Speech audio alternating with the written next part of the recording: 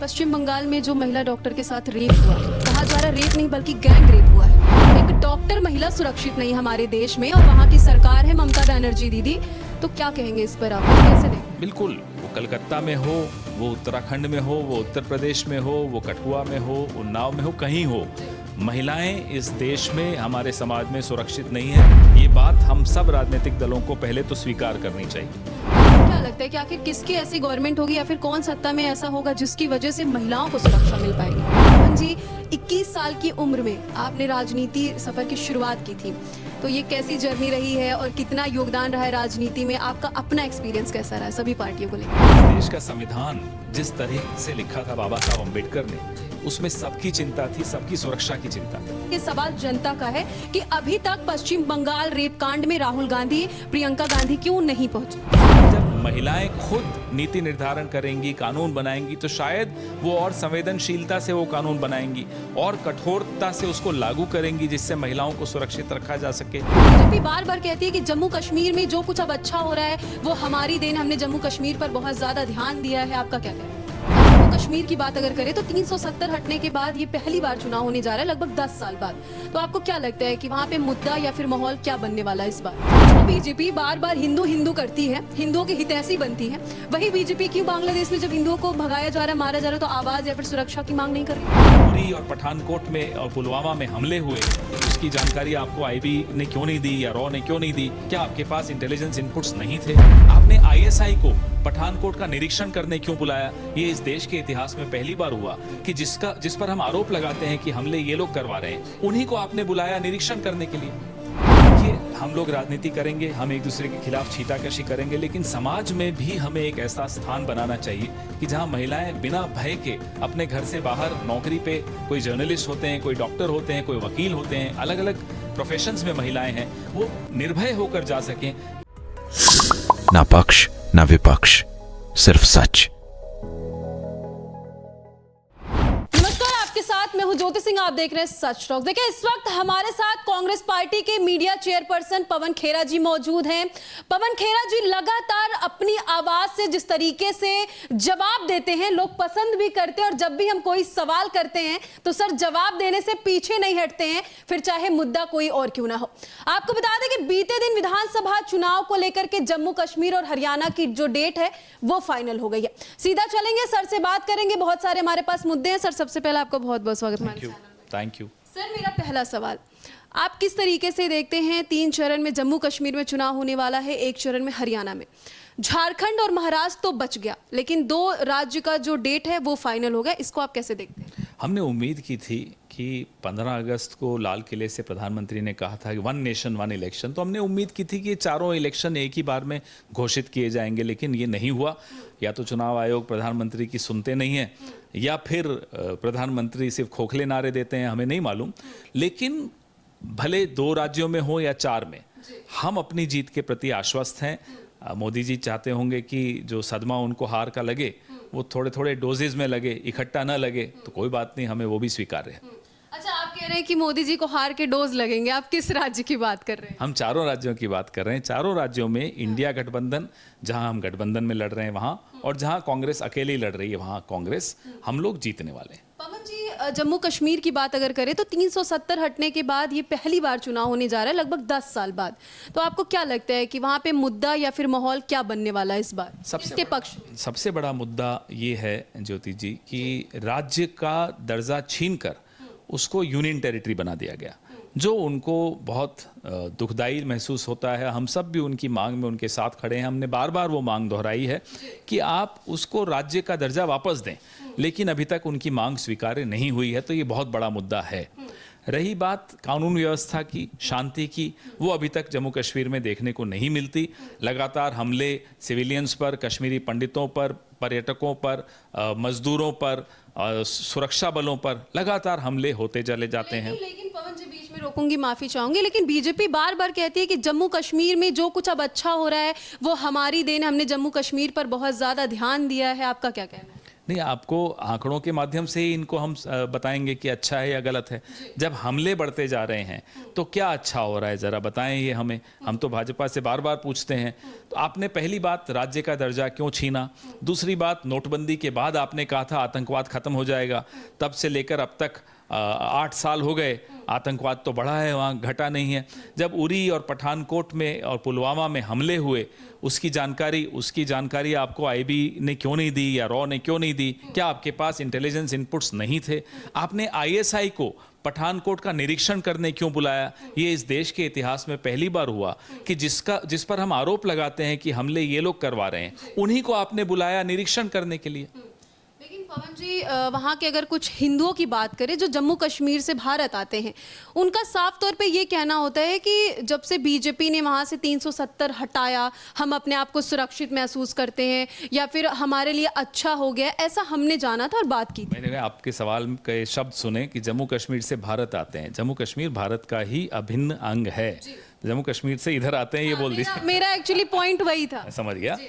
देखिए, कश्मीरी पंडित कितने यहाँ से वापस वहाँ जाकर बसे, इसका आंकड़ा कोई भी नहीं दे पाएगा आपको, क्योंकि नहीं बसे, अभी भी बेचारे बाहर ही हैं। क्यों? वो अपने घर क्यों नहीं जा पा रहे? 89 में जब वो वहाँ से निकले, 89-90 में, तब विश्वनाथ प्रताप सिंह जी की सरकार थी। भारतीय जनता पार्टी उस सरकार को समर्थन देती थी। भारतीय जनता पार्टी ने न तब आवाज़ उठाई, न अब आवाज़ उठाई, न अब कोई कदम उठाए।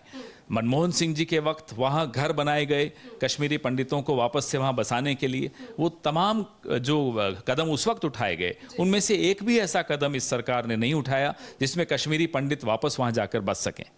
अच्छा, मैं बहुत सारे पॉइंट्स पे बात करूंगी सर आपसे, क्योंकि मेरे पास बहुत सारे सवाल हैं और जुड़े हैं आपसे। मेरा एक सवाल अभी ये होगा कि पवन जी, 21 साल की उम्र में आपने राजनीति सफ़र की शुरुआत की थी, तो ये कैसी जर्नी रही है और कितना योगदान रहा है राजनीति में? आपका अपना एक्सपीरियंस कैसा रहा है सभी पार्टियों को लेकर? तो बहुत लंबा सवाल है, लंबा जवाब होगा उसका, लेकिन मैं छोटा जवाब दूंगा।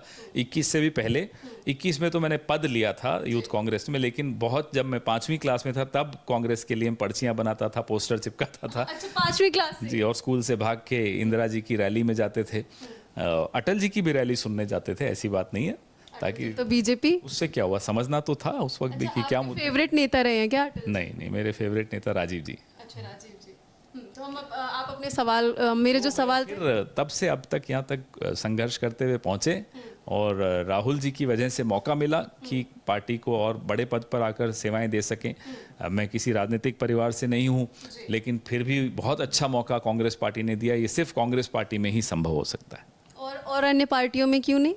वो आपको दिख ही रहा है। वो आप बताइए, राजनीति में आपका योगदान। हमारे यहाँ के, जब सिंधिया जी हमारे यहाँ थे, या जितिन प्रसाद जी हमारे यहाँ थे, या मिलिंद देवड़ा जी हमारे यहाँ थे, तब उन पर ये लोग आरोप लगाते थे कि ये तो पॉलिटिकल फैमिलीज के बच्चे हैं, परिवारवाद है। अब वो वहाँ जाके मंत्री बन गए, अब वो परिवारवाद नहीं दिखता मोदी जी को। तो हमारी पार्टी में ये दोगलापन नहीं है, हम तो स्पष्ट बात करते हैं। तो फिर सर किस पार्टी में दोगलापन है? एक ही पार्टी में दोगलापन, किस पार्टी? जनता पार्टी में। भारतीय जनता पार्टी में। अच्छा, चलिए, ये सर का कहना, मेरा ऐसा नहीं कहना है। फिलहाल आरोप प्रत्यारोप का दौर जारी रहता है। सर, अभी देखिए, दो जो मुद्दे हैं वो हमारे देश में चल रहे हैं। पश्चिम बंगाल में जो रेप हुआ महिला डॉक्टर के साथ, वो, और उससे पहले बांग्लादेश। जो बीजेपी बार बार हिंदू हिंदू करती है, हिंदुओं की हितैषी बनती है, वही बीजेपी क्यों बांग्लादेश में जब हिंदुओं को भगाया जा रहा है, मारा जा रहा है, तो आवाज़ या फिर सुरक्षा की मांग नहीं कर रही है? न सुरक्षा की बात, न अंतर्राष्ट्रीय स्तर पर भारतीय जनता पार्टी ने यूएन में या कहीं कोई मुद्दा उठाया है हिंदुओं की सुरक्षा का। कुछ नहीं, कोई कदम नहीं उठाए। हमें, आप सबको, देश भर को कहा गया कि सीएए लाएंगे तो जो हिंदू वहाँ से प्रताड़ित होकर आते हैं उनको यहाँ की नागरिकता देंगे। क्या हुआ? उनको तो आप बॉर्डर से ही भगा रहे हो। तो झूठ क्यों बोला आपने? हर बार हिंदुओं को आपने धोखे में रखा और झूठ बोला उनके साथ। फिर हिंदुओं के लिए सर करेगा कौन? कांग्रेस पार्टी क्या कर रही है? चूंकि आप यहाँ से प्रवक्ता हैं, मीडिया चेयरपर्सन हैं। इस देश का संविधान जिस तरह से लिखा था बाबा साहब अम्बेडकर ने, उसमें सबकी चिंता थी, सबकी सुरक्षा की चिंता थी। उसी संविधान से ये खिलवाड़ भले करने आ जाएं, लेकिन अंत में यही संविधान उनको सुरक्षा देगा। पश्चिम बंगाल में जो महिला डॉक्टर के साथ रेप हुआ, कहा जा रहा है रेप नहीं बल्कि गैंग रेप हुआ है। एक डॉक्टर महिला सुरक्षित नहीं हमारे देश में, और वहाँ की सरकार है ममता बनर्जी दीदी। तो क्या कहेंगे इस पर आप, कैसे देख रहे हैं? बिल्कुल, वो कलकत्ता में हो, वो उत्तराखंड में हो, वो उत्तर प्रदेश में हो, वो कठुआ में हो, उन्नाव में हो, कहीं हो, महिलाएं इस देश में, हमारे समाज में सुरक्षित नहीं है। ये बात हम सब राजनीतिक दलों को पहले तो स्वीकार करनी चाहिए और उसके बाद क्या कदम उठाए जाए, मिलकर इस पे चर्चा भी करनी चाहिए। एक दूसरे पर छींटाकशी करना आसान होता है, करते रहते हैं, हम भी करेंगे, वो भी करेंगे, लेकिन बात वो नहीं है। बात यह है कि इस छींटाकशी से क्या महिला सुरक्षा मिल पा रही है? नहीं मिल पा रही। अभी पिछले ही हफ्ते उत्तराखंड में एक नर्स के साथ यही हुआ, लेकिन चलिए वो मुद्दा आप लोगों ने नहीं बनाया या विपक्ष ने नहीं बनाया, मैं नहीं जानता किसने नहीं बनाया, लेकिन मुद्दा ये गंभीर है। देश के किसी भी कोने में हो, मुद्दा गंभीर है और इस पर हम सबको मिलकर कदम उठाने पड़ेंगे। पवन जी, आपको क्या लगता है कि आखिर किसकी ऐसी गवर्नमेंट होगी या फिर कौन सत्ता में ऐसा होगा जिसकी वजह से महिलाओं को सुरक्षा मिल पाएगी?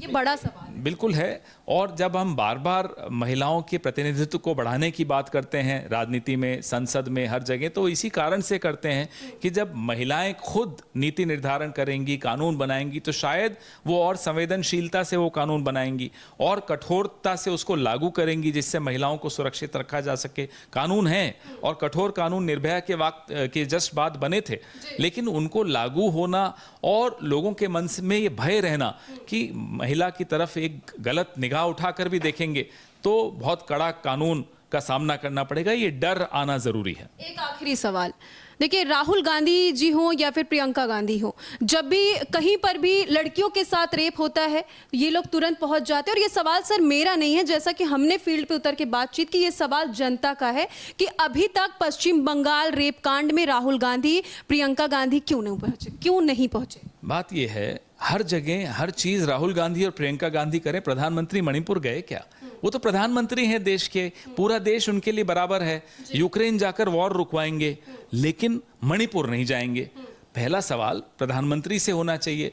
चलिए मान लेते हैं कि हम कुछ राज्यों में गए, कुछ में नहीं गए, मान लेते हैं एक बार। प्रधानमंत्री किस राज्य में गए, उनको किसी ने रोका है? किसी ने हाथ पांव बांध दिए क्या नरेंद्र मोदी जी के कि नहीं आप मणिपुर नहीं जाएंगे? क्यों नहीं जाते? बहुत सारे दर्शक आपको देख रहे हैं, उनको क्या कुछ मैसेज देना चाहेंगे? देखिए, हम लोग राजनीति करेंगे, हम एक दूसरे के खिलाफ छींटाकशी करेंगे, लेकिन समाज में भी हमें एक ऐसा स्थान बनाना चाहिए कि जहां महिलाएं बिना भय के अपने घर से बाहर नौकरी पे, कोई जर्नलिस्ट होते हैं, कोई डॉक्टर होते हैं, कोई वकील होते हैं, अलग अलग प्रोफेशंस में महिलाएं हैं, वो निर्भय होकर जा सकें। ये जिम्मेदारी हम सबकी है। एज अ सोसाइटी भी हमें ये सोचना पड़ेगा कि हमारे घर की महिलाएं जब घर से बाहर जाती हैं तो वो सुरक्षित क्यों नहीं महसूस करती? ये सवाल हमें अपने आप से भी पूछना पड़ेगा। तो देखिए, हमने जितने भी सवाल किए उन सभी के जवाब सर ने बहुत ही बेबाकी से दिया, हर बार की तरह। तो सर बहुत बहुत धन्यवाद हमसे जुड़ने के लिए। Thank you Jyoti ji, thank you.